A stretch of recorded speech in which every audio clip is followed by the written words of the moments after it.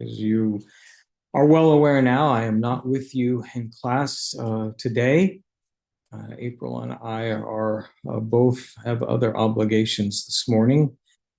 So I'm going to make this recording of a lecture related to complicated grief. And then Jack is going to be with you this morning, and he will lead you in some discussion time following this class. Let's just go ahead and pray for this time. And Father, we thank you for your loving grace and mercy for this time. I pray for your grace upon those who are in attendance this morning, that your grace will continue to be with them, continue to draw them to yourself in their grief and in their sorrow, and give them grace and wisdom. We thank you for your mercy in Jesus' name. Amen. Of course, when we talk about grief, we're thinking about what we really could say is a natural occurrence that is response to the death of someone that we love. And so we've talked about that early on, is that grief is my reaction to, my response to this death of someone that we love. And for most people, for the vast majority of people, of course, they gradually adapt to life where this loved one is no longer with them. They simply learn to adjust, to make adjustments necessary, that they're able to move on in a meaningful way in their life journey. But there are, of course, people who do not always make that transition in an easy way. And it becomes difficult for them. And this is what people who work in the field of grief and bereavement refer to as complicated grief. Some people also call it a prolonged grief disorder. And there is actually an official diagnosis from this within the world of psychology and psychiatry and medicine. This complicated grief should not be understood as someone is grieving too much. Okay, there's no such thing that we can call grieving too much. It is grief that becomes a disruption in the normal process that most people experience following a grief or following the death of a loved one. But understanding this condition can help people in being aware of it and recognizing signs of it, can perhaps help us to help other people, or maybe even to recognize at times in our lives where our grief perhaps has become complicated. It can be a way to help us identify individuals who are at risk and help guide them toward professional care, because that's really what they're going to need in order to deal with this. Now, remember, when we think about normal grief, we're talking about a time-limited process, as it were. It's not that the grief ends, but that there is these processes that most people work through, 6 to 12 months, sometimes a little longer than that, but they manage to move through with this, where the yearning, the longings, this overwhelming sadness, the intensity of the pain begins to ease as time goes on and as they continue to move forward, as they reinvest themselves in life, and as they make a gradual integration of this loss into their life. They figure out a way not to be friends with that loss and not to say that loss is okay, but they learn to be comfortable, as it were, that this is now my reality. My loved one has died, and this is my new reality.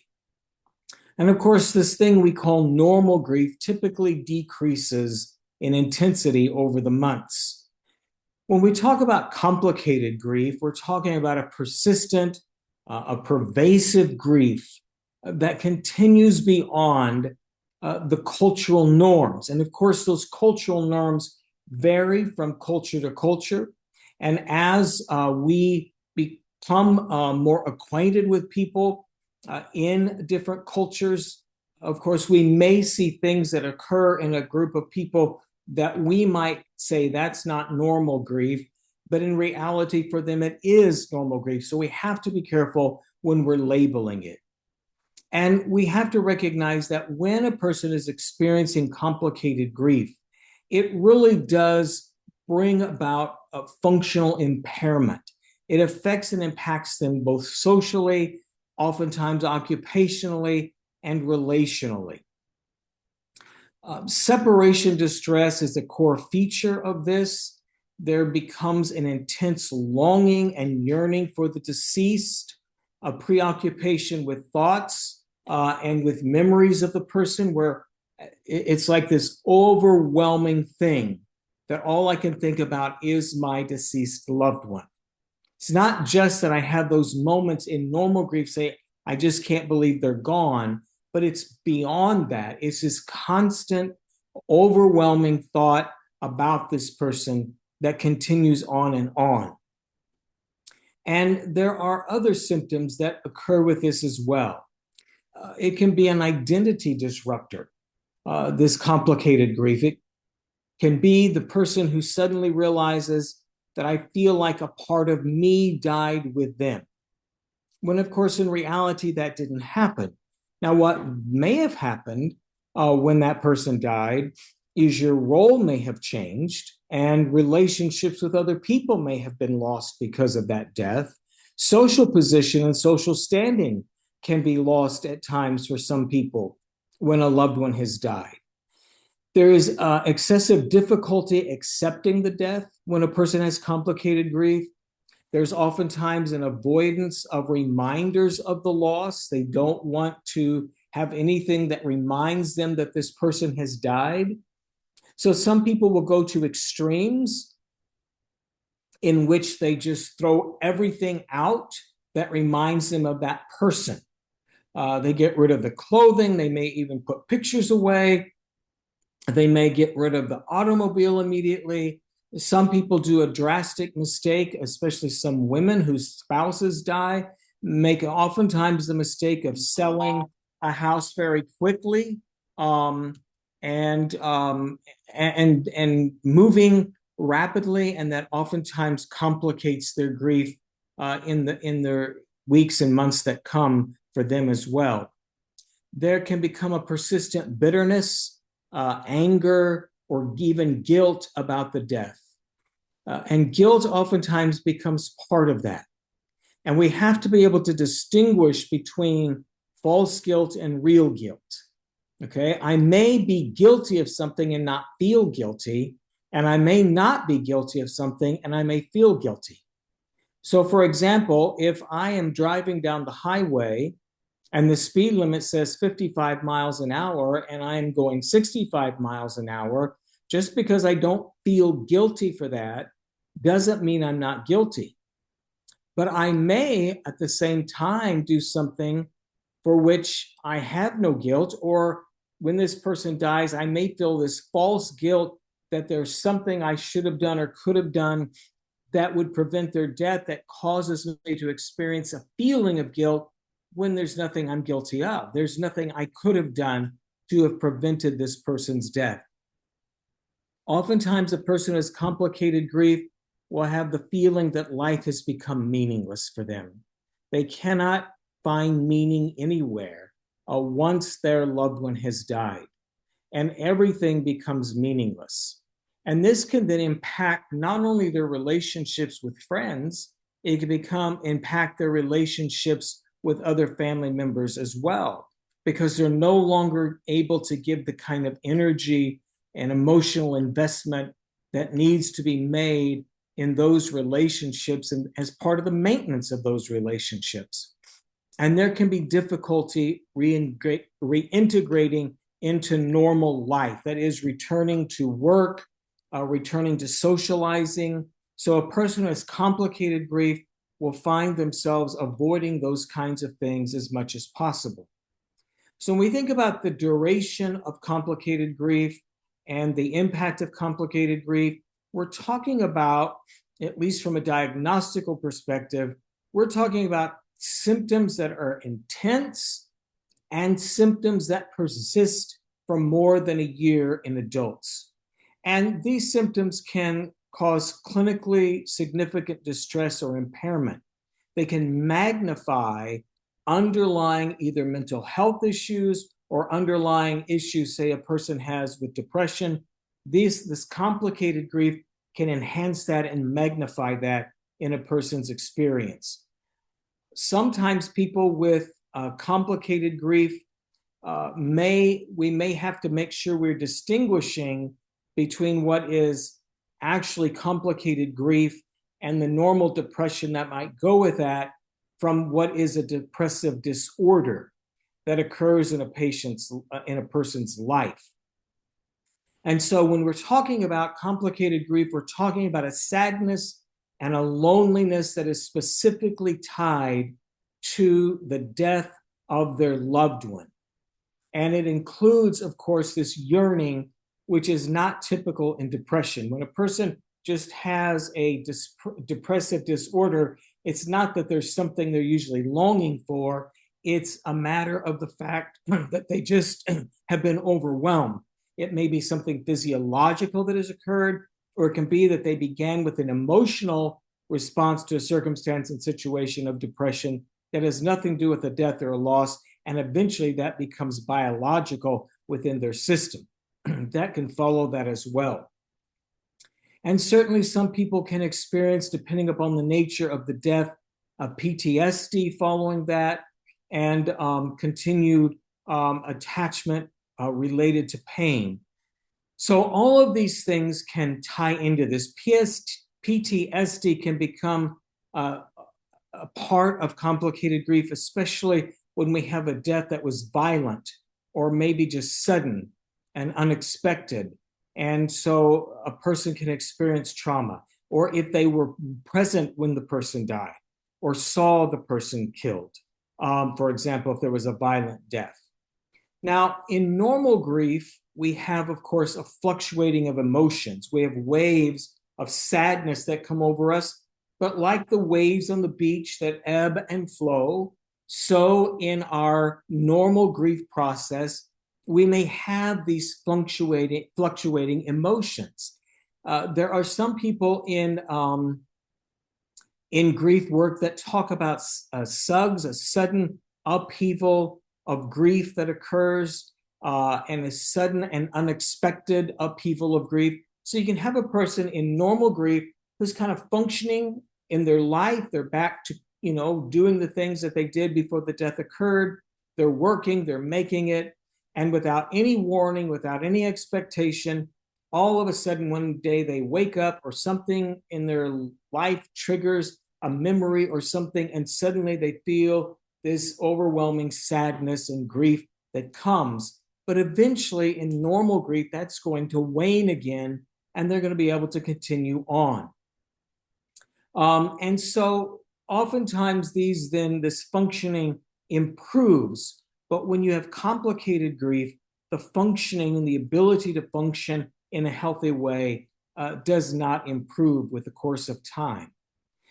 We also have to recognize that there are individual factors, of course, that play a role in this. For any previous mood disorders or anxiety disorders can certainly complicate the grief process. A person's attachment style, if they have a lot of anxiety related to attachment or some ambivalence in their attachment to the person that died, or if they have a history of trauma in their life. And it could be trauma from the person that died, or it can be trauma that rears its ugly head and stirs because this death has occurred. And certainly the factors related to the loss themselves. As I already referenced, a sudden death, a violent death, an unexpected death can certainly trigger and contribute to complicated grief. And certainly the loss of a child or the loss of a partner can contribute to this as well. And again, depending upon the nature of the person's death and the age of the people when the person died, but not necessarily even tied to age. As I said, I think early on in the class, and if I didn't, I'll remind you of that now, many grief experts suggest that the loss of a child is the most painful grief one will ever experience. But the death of a partner, their spouse, is the most disruptive death that they will ever experience. And it becomes disruptive because this relationship they had established with this person, most likely both people had settled into the roles that they occupied within that relationship. And once this person is gone, it disrupts those roles within the home. It, as I alluded earlier, can also disrupt social relationships with people in the community.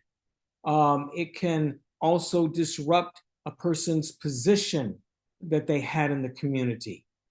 And so all of these things play a part in that. And when a person experiences this loss and they're not able to adapt to those changes in roles and functioning, then their grief can become complicated. And also the inability that a person has to say goodbye. You know, we have in our culture what are called leave-taking behaviors. And if you watch certain people, you can discover that they are not really good at normal leave-taking behaviors. They have a difficult time saying goodbye just in a normal, regular social situation. You may not be aware of this, you may not be conscious of this, but this is the person who says goodbye and gets up and gets to the door, and suddenly the conversation picks up again. And then if it's nice weather outside, they go out onto the front steps and the conversation begins again. And then they go out to the car, and just before they jump in the car, they say some more things before they finally get in the car and drive off. Okay. And if a person has those inabilities, already a pattern in their life, then when someone they love dies, someone they're connected to deeply, that can complicate their grief experience as well.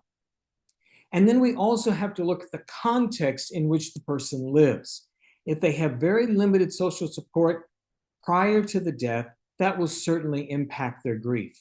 If there was unresolved relationship conflict, so there's some unresolved issue when you have a parent and child who had unresolved relationships, an unresolved relationship issue, some things were never taken care of, some business was never addressed in that relationship, some forgiveness was never extended, and suddenly this person dies, it can complicate grief.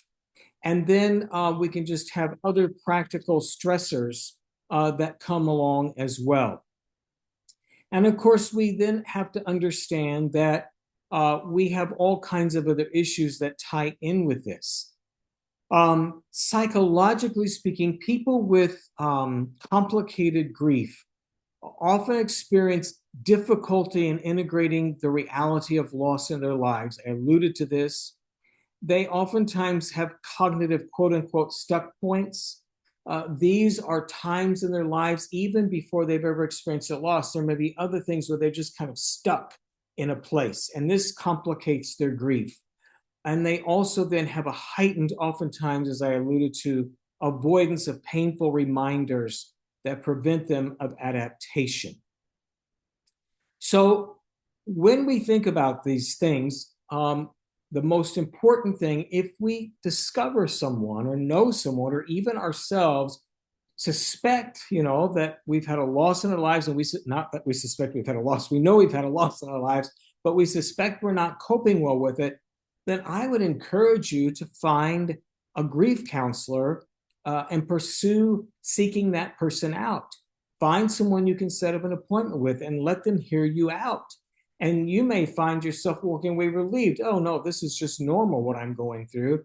Whereas you may discover, I need to work on some things here and pay attention, and I need a professional person who can come into my life.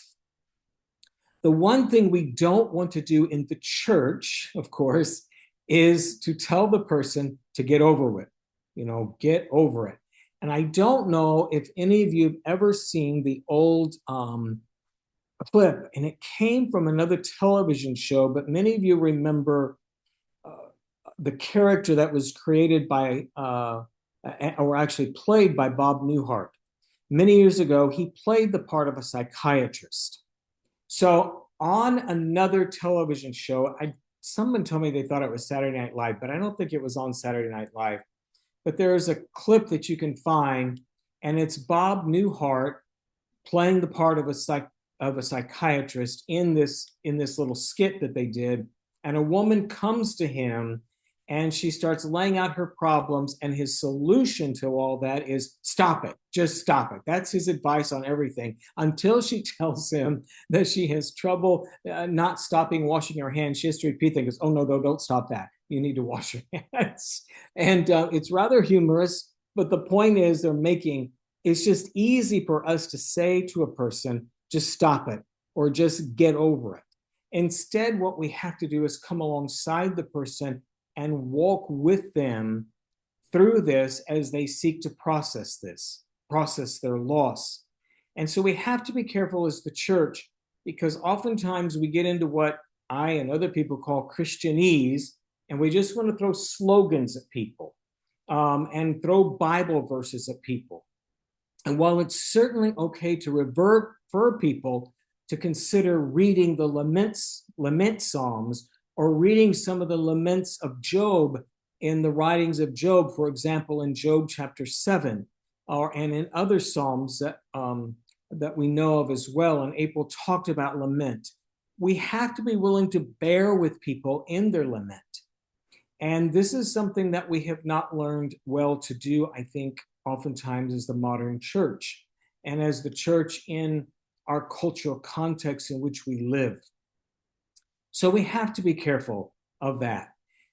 As I alluded to already, we have to be aware, especially as I pointed out to staff at our hospital and volunteers at our hospital one time at a gathering that we had many years ago, that the world at our hospital has come to our front door. And that's true for all of our hospitals.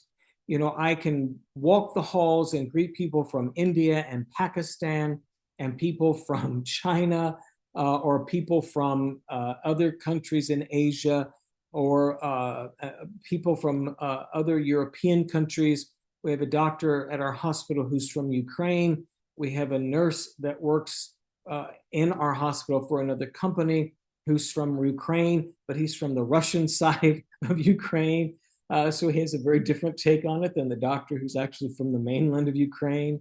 And I don't let those two get together and talk. I've never introduced them to each other. I'm sure they probably know who each other is. And so we have the world at our doorstep. So if we're encountering people from a different culture, we have to recognize that their norms for the mourning duration, grief duration can vary. And so we have to decide, and we have to allow the clinicians, especially people who are experts in this, to help figure out and assess whether a grief response is culturally appropriate or not. So we have to be careful when we judge that.